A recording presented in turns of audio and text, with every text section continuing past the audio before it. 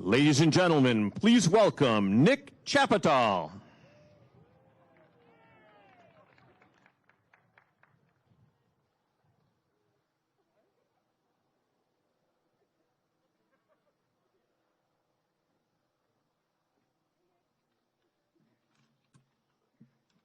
Hello, everyone. On behalf of my business manager, excuse me. On behalf of my business manager, Brian Richard, and the members of the International Brotherhood of Electrical Workers, Local 58, welcome. This is our home, our proudly built, union-built, zero net energy building. I'm Nick Chapital. I'm the assistant business manager of Local 58. I'm an electrician by trade, a father of four. One of my sons serves in the United States Army. Another one as a United States postal worker. Every one of my members has families to look out for, to protect. This is the weight on my shoulders and the weight for every member's shoulders of the IBEW every day. I think about their families as I think of mine.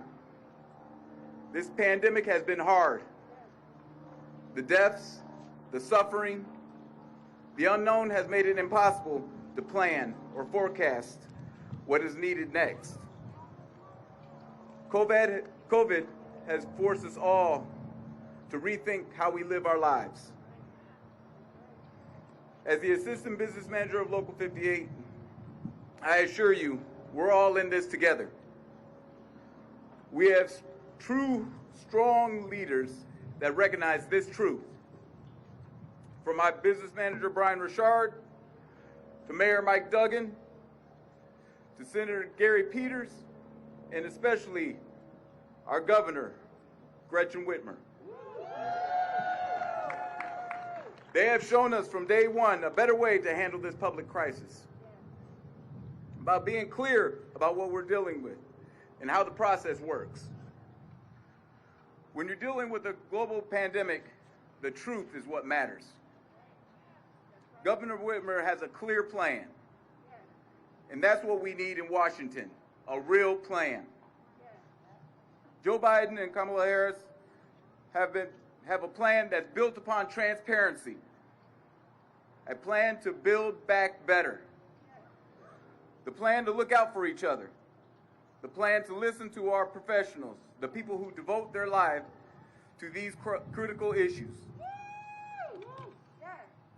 They have a plan to protect and expand our right to health care. They have a plan to fix our crumbling infrastructure. I want a leader who will fight for me, who will fight for all of us. I want a leader with a concrete path forward to give us certainty and security instead of intimidation and lies. I can't say it loud enough or urgent enough. We need your vote. Michigan is going to decide the next president of the United States. Our vote matters. Vote for labor, vote for your brothers and sisters, vote for your fellow Michiganders.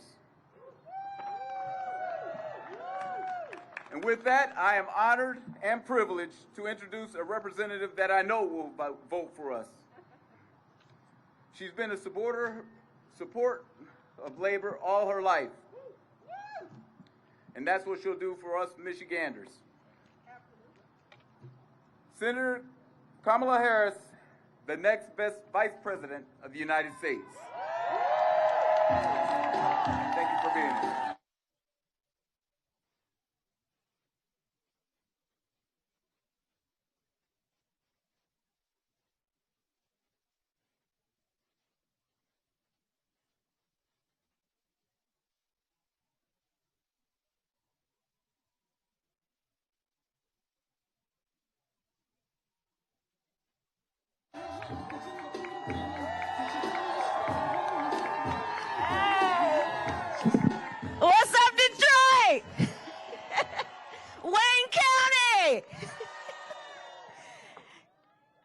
so good to be back in Detroit. I'm so happy to be with you all. Hi, baby. You guys gonna deliver this for us? You gonna make it happen? Now, you know, in 2016, yeah, okay, we don't want to reflect too much on that. But in 2016, to bring home the point about what you all are doing and what you will do, in 2016, the difference in the outcome of the election for president was based on an average of 2 votes per precinct in Michigan. 2 votes. Talk about the power of your vote. It's extraordinary what you all are about to do. You guys gonna elect a new president of the United States and a new vice president. So we're 9 days away from the end of this election. From the end of the election, right? Because we know the election already started. In fact, that's why I've been talking about the fact that that whole Supreme Court nomination thing is illegitimate. Because, you know, how dare you try to sit somebody into Ruth Bader Ginsburg's seat on the United States Supreme Court for a lifetime appointment to the highest court in our land while the American people are trying to vote for who will be their next president. But we'll put that point aside for a moment. Let's talk about Michigan. Let's talk about Detroit. Let's talk about Wayne County. And what's at stake? There is so much at stake in this election. And you know, and I love being here. I can't tell you, and how about your governor? She has been so amazing. Just a rock star. Just so courageous and so strong. And you know who can't stand strong women, right? We'll take that. So what's at stake? There's so much at stake, and it is therefore so important that we not only take back the White House, but we got to send Gary Peters back to the United States Senate. And let me just tell you guys, as a point of a personal story. So I was elected to the United States Senate as only the second black woman in the history of the United States Senate to ever be elected as senator. And I got there in January 2017, and then, you know, they let you pick out a desk where you want to sit, and, you know, usually it's the desk nobody else wants if you're the most junior person, right? But I said, well, I want to sit over in this area, and lo and behold, my seatmate, the person to the desk just to the right of me, was Gary Peters. From day one, he was so kind and so helpful and so supportive. And we would sit there in between these votes, and it was all kinds of votes that happened over the years. We voted to keep the Affordable Care Act intact. We voted against Brett Kavanaugh. We voted for working people and organized labor. We voted for education, and we voted for all of the things that we know are important about our country. And Gary and I would sit there in between votes and just talk. And he would talk to me about Michigan. And he would talk to me about working people. Gary's the one who let me know about all of the 50,000 manufacturing jobs that have been lost in Michigan while Donald Trump has been president.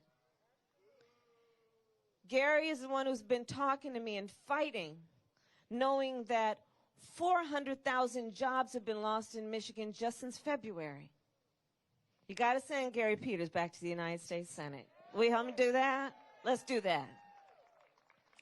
So there's so much at stake in this election, and let's look at it. We're in the midst of 4 crises that have converged at one time.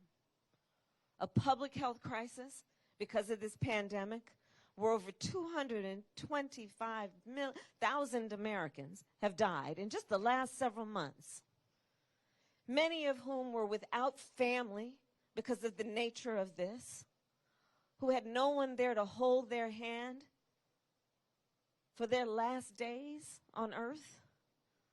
Over 8.5 million people have contracted this virus and will have unknown long-term health consequences. Doctors are talking about things like lung scarring. And here's the thing about it. It didn't have to be this way. It did not have to be this way.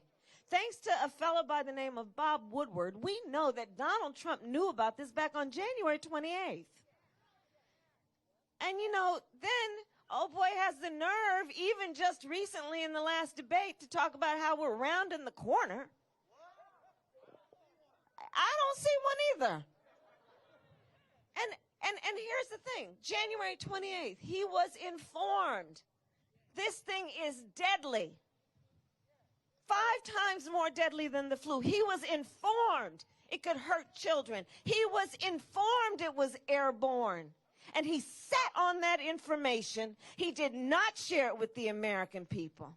And then he had the gall to suggest it was a hoax, to suggest you shouldn't take it seriously, to suggest, well, he keeps a ledger and you're on one side of his ledger. If you wear a mask, you're on another side of his ledger if you don't.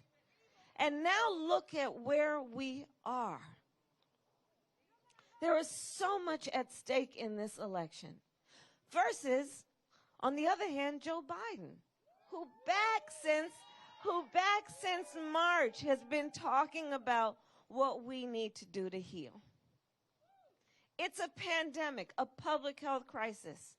On the one hand, you have Joe Biden, who together with President Barack Obama created the Affordable Care Act that brought health coverage to over 20 million people, including protecting people with pre-existing conditions. How many of you know or love somebody who has diabetes, who has high blood pressure, who has breast cancer, who has lupus?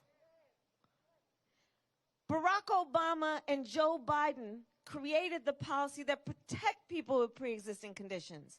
On the other hand, you have Donald Trump, who's in court right now trying to sue to get rid of it in the midst of a public health pandemic. It's almost unbelievable.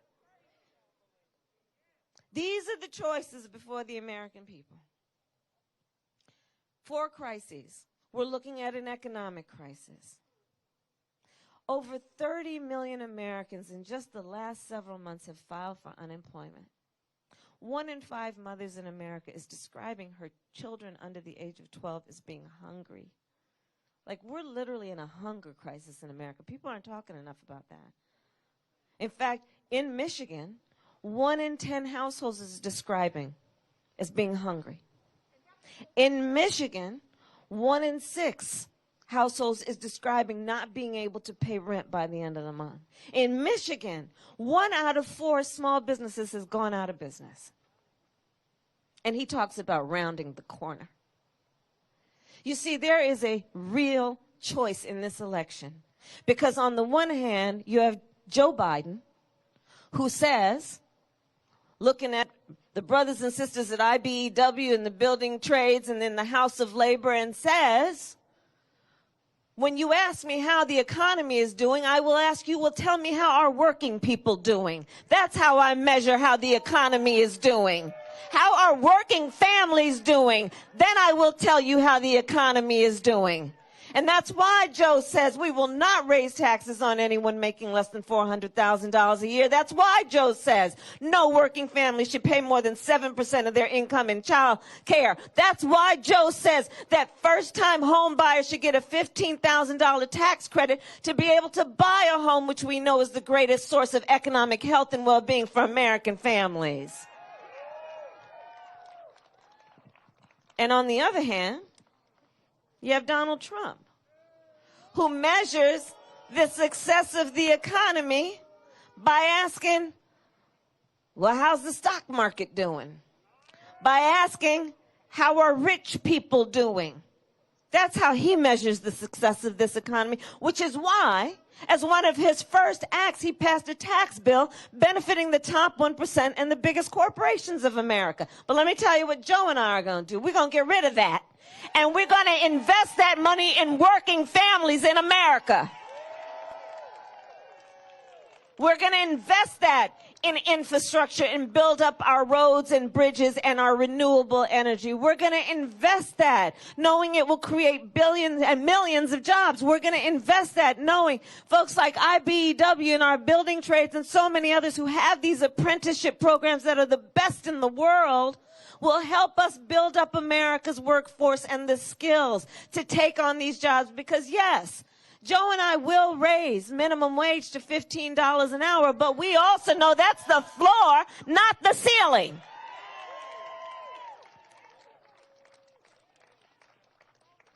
We are in the midst of crises in America. A public health crisis, an economic crisis, a long overdue reckoning on racial injustice in America. And on the one hand, you have Joseph Biden, who has the courage to speak truth and say Black Lives Matter. On the other hand, you have Donald Trump, who will never speak those words.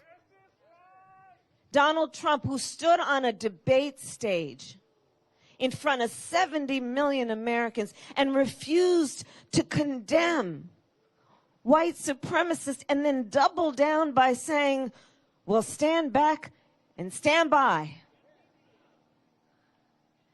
America wants and deserves a leader who understands the sign of strength, true strength, is measured not by who you beat down, it is measured by who you lift up.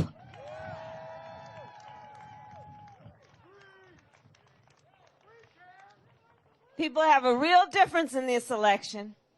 The contrast couldn't be more clear. And then looks at what we're dealing with in terms of a climate crisis. You know, I come from America, so you got Oakland County. Well, I was born in Oakland, California. So we got more connections than one. In California and all over the western part of our state, we're seeing wildfires, burning out whole communities, people having to flee their homes. Firefighters have perished in those fires. Firefighters have been, I have met and talked with, in fact, my brother-in-law is a firefighter in California. I have met and talked with firefighters who are putting out fires while their own homes are burning. In the Gulf states of our country, people being ravaged by the storms, whole communities ravaged. In the Midwest, because of the extreme weather patterns and conditions, because the climate is changing, floods have wiped out whole seasons of crops. On the one hand, you have Joe Biden, who says, hey, you gotta embrace the science. You gotta recognize that this climate crisis is truly a crisis, that this is about our need and our children's need and our grandchildren's need to be able to breathe clean air and drink clean water. Hello, Flint. It is also about understanding when we invest in renewable energies, that will be an investment in American workers and American jobs and in our economy. Joe knows that. On the other hand, you have Donald Trump, who, when he was asked about the wildfires in California, so the question was something like this. It was a journalist. The question was something like this. So, you know, the scientists are telling us that these extreme weather conditions are causing these wildfires, to which the President of the United States, who was also the Commander-in-Chief of the United States, responded, science doesn't know. He's the President of the United States. Can you imagine? So we have real serious, clear choices to deal with the serious problems, brother, that we are facing. And so that brings me back to you. You all are very likely going to make a decision about who becomes the next president of the United States. And so I am back in Detroit to ask you once again to please, please tell everybody you know about what is at stake in this election. and remind people to vote early, because this is the first time, as we know, in Michigan. And so, you know, sometimes people vote based on how they traditionally vote, the way that they do every year in election time. And we got to let them know there's also a new way to do it, and to vote early. And we want people to vote early. And there are three reasons, I believe, that we all need to vote. One is to honor the ancestors, right? You know, honor the great hero, John Lewis, who we lost this year, who shed with so many others his blood on the Edmund Pettus Bridge for our right to vote. Let us honor that. Let's honor, as we did this year, the 100th anniversary of the 19th Amendment and those suffragettes who fought for women's right to vote, right to vote. And let's not forget, not until 1965 could black women vote. So let's honor the ancestors. Let's vote because everything is at stake. Everything is at stake. And let's vote because around our country, and I've been traveling, I barely know where I was yesterday, but I'll tell you, I was in Florida, I was in North Carolina, I was in Georgia, and yesterday I was in Ohio. I'm here today, and I'll just keep moving. But around our country, there are powerful people in offices and states, and even, you know, in the highest position, who've been trying to discourage people from voting. People who've been passing laws in various states that have been designed to suppress the vote and purge the rolls. People, including our president, who are trying to confuse people about the integrity of our election system. And we have to think about, why are so many powerful people going through such an effort to confuse us about voting, to make it difficult for us to vote, messing with the post office? Can you imagine messing with the post office? Like, we're postal workers. Why are they doing it? And I think we all know the answer. Because they know we are powerful. They know when we vote, things change. They know when we vote, we win. They know it. So let us not let anyone ever take our power from us. Let us not let anyone ever convince us that we are on the sidelines and not in the game. We are in this game. And we are prepared to fight for this country we love.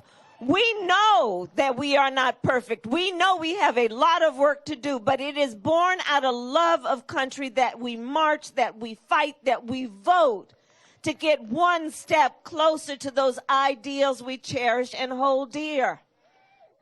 And so that's what is at stake. And, you know, people ask me, I do all these interviews, and they say, well, how do the democracy has taken a beating. And I say, yeah, our democracy has taken a beating over these last few years. But here's the thing. America's democracy will always be as strong as our willingness to fight for it. And when I look at you, I know we are strong. So my last point is this. Look, I feel a great sense of optimism. I really do. Because when I look at you, and let's all look at each other, right? Like, this is good. This is good. We're good. When I look at Joe, and I'm going to tell you something about him, in his heart, in his soul, he is motivated by love of our country and a deep desire to help our country heal and to unite. He truly is. And we're all going to be a part of that. And so the last point is, years from now, our children, our grandchildren, others, they're going to look in our eyes, each one of us, and they will ask us, where were you at that moment? And what we will be able to tell them is so much more than how we felt at this moment. We are going to tell them what we did. We will tell them that we were hanging out in the parking lot together at IBEW. We will tell them we organized, that we called and texted and emailed everybody we know to the point that they got sick of us, but we were okay with that. We will tell them how we got people to go to the polls and vote early, and we will tell them we elected Joe Biden the next president of the United States. Yes, we will. Thank you, Detroit.